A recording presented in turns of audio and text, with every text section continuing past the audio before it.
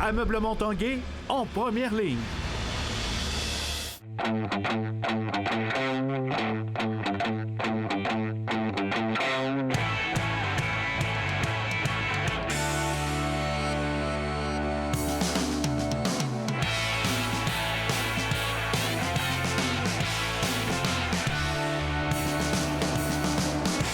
À tous un bon lundi, bienvenue à l'Esprit sportif. Évidemment, aujourd'hui, il sera amplement question du 60e tournoi de hockey Pee-Wee qui prenait fin hier au Centre Vidéotron.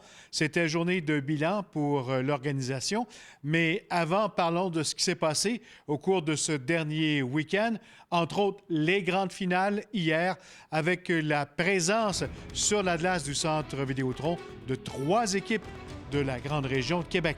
Le reportage de Stéphane Turcot. Pour chaque équipe championne comme la Roumanie ici en classe B, il y a un perdant. Il y a des larmes à travers le grillage, des sanglots qu'on tente d'essuyer et l'entraîneur qui, lui, tente de consoler comme il le peut.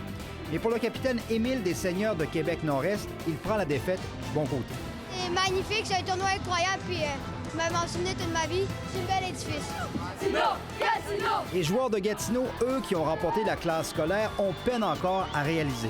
On rêve depuis qu'on est ici, là, puis ouais, c'est réel,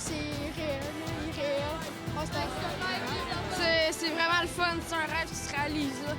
Les commandeurs de Pointe-Lévis en classe AA ont partagé leur triomphe avec parents et amis. Qu'est-ce que ça fait d'être champion du tournoi Pee-Wee? C'est une belle émotion. On a perdu notre premier match, puis après ça, tous les autres matchs, on les a gagnés. Fait que là, on a vraiment le mérite qu'on a persévéré. C'est vraiment beau, c'est vraiment belle nuit. Presque la Coupe Stanley. Nous autres, c'est notre Coupe Stanley, ça.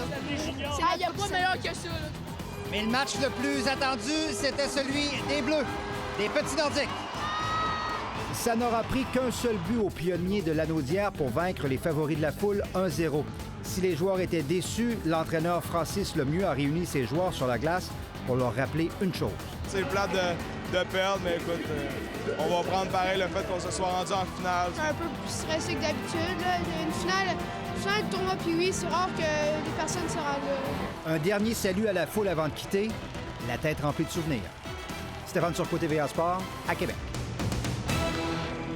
Et samedi, Vincent Lecavalier s'est ajouté à la longue liste d'anciennes vedettes de la Ligue nationale de hockey à passer par le tournoi Pee-Wee au cours des derniers jours. Lui aussi, il a vécu le rêve de participer au plus important tournoi Pee-Wee au monde.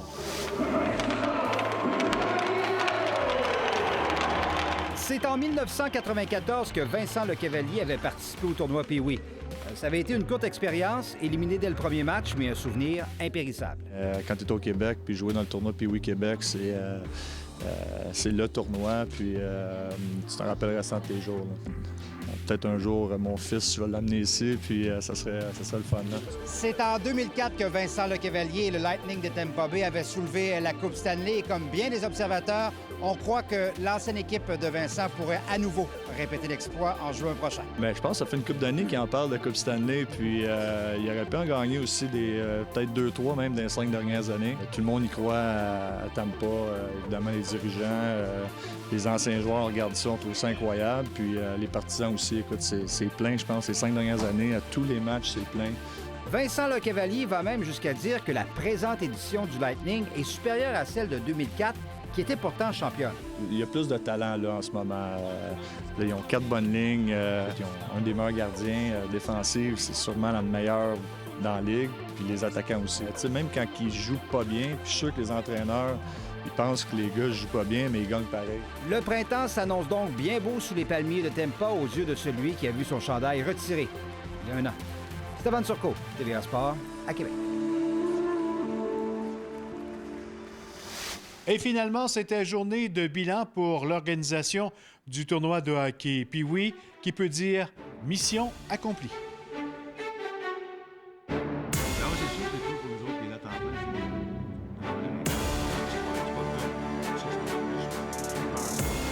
Patrick Dom, est-ce qu'on peut dire que la 60e édition restera marquante dans l'histoire du tournoi? Ah, autant que les cernes que j'ai, c'est les cernes du 60e. Mais oui, effectivement, c'était... le 50e a été un bel événement. 10 ans plus tard, au 60e, c'est vraiment plus qu'un ou deux steps. C'est vraiment over the top pour le 60e, ce qu'on a vécu avec tout ce qu'on a fait. Les noms des joueurs et l'horaire du tournoi. Même si on se prépare pendant 11 mois pour un événement comme le 60e, on a toujours des petites craintes, mais je pense qu'on peut dire mission accomplie dans tout ce que vous avez ajouté pour souligner le 60e. On avait en tant que tel une programmation un peu plus relevée que les autres éditions. Où effectivement, la neige nous a pas arrêtés. Ils ont arrêté d'autres événements, mais nous autres, ils nous ont pas arrêtés. À la limite, je te dirais que ça nous a aidés. Quand je dis ça nous a aidés, c'est que les écoles étaient fermées, donc les jeunes venaient nous voir. C'est sûr que 3 tempêtes de neige dans le tournoi Pee-Wee, c'est quand même exceptionnel. Finir à 213 000, plus de 213 000 spectateurs, ça aussi, c'est exceptionnel. Mais dans l'ensemble, on en tire, moi, je pense que c'est mon 28e, c'est mon plus beau. Ce qu'on voulait, on a réussi notre objectif, c'était être proche du peuple. Parce que, quelque part, je le dis, c'est les gens de la ville qui viennent nous voir, qui nous encouragent à tous les ans. Et ce qu'on voulait, c'était vraiment leur redonner ça avec la Coupe Stanley, avec le Temple de la Renommée, avec les joueurs qui sont venus signer des autographes et tout ça. Mais je pense que s'il y a un petit événement, je pense que les frères Henson ont été pour moi... c'est une belle histoire qu'on a vécue avec eux. Les gens voulaient tellement les voir tout le temps. Ils ont été généreux de leur temps. Ils ont fait 3 séances d'autographes qui se sont remplies, qu'on a été obligé d'arrêter les lignes pour les signatures. Donc, je pense que c'est un des événements, mais dans l'ensemble, ils le sont tous. Sûrement que l'un des beaux legs de cette 60e édition aurait été la publication du livre Souvenir. Parce qu'on parle d'événements avec des signatures, des choses comme ça, mais le livre en tant que tel n'est pas un événement, le livre est un fait. Et c'est le plus beau fait marquant du tournoi Pee-Wee. Je l'avais dit que le tournoi pouvait commencer, si le tournoi finissait à la première journée, que le tournoi serait un succès à cause du livre. On est allé chercher vraiment ce qu'on voulait chercher avec le livre. L'essence, de voir l'émotion des jeunes qui ne sont pas dans la Ligue nationale, mais qui se retrouvent dedans. Les commandeurs ont conquis Québec, Pointe-Lévis, champion 2A au tournoi international de hockey Pee-Wee.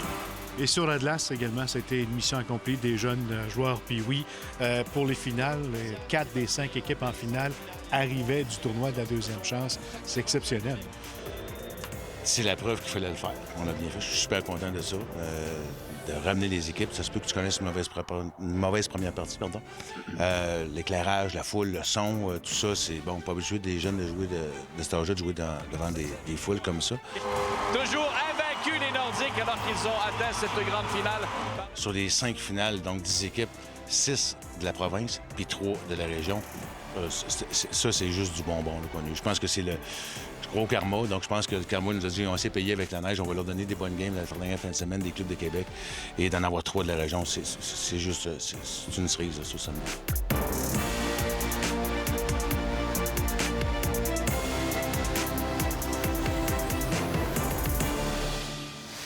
Après la pause, il s'est passé bien d'autres choses dans le monde du sport au cours de la fin de semaine.